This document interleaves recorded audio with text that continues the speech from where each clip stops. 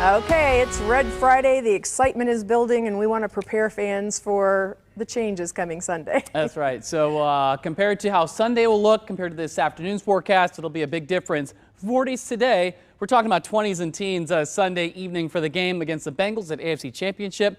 Tailgating and kickoff time, lower 20s. Wind chills, more so low teens than high single digits. And then heading into the second half, you see our actual temperatures will be in those upper teens. It'll feel more like around 8 above, 5 above. So red layers, stay comfortable. Windy, mostly cloudy, but we are looking dry. We're not expecting any rain or snow or ice to impact you at the game. It's just going to be the cold. So layer up. Right now, though,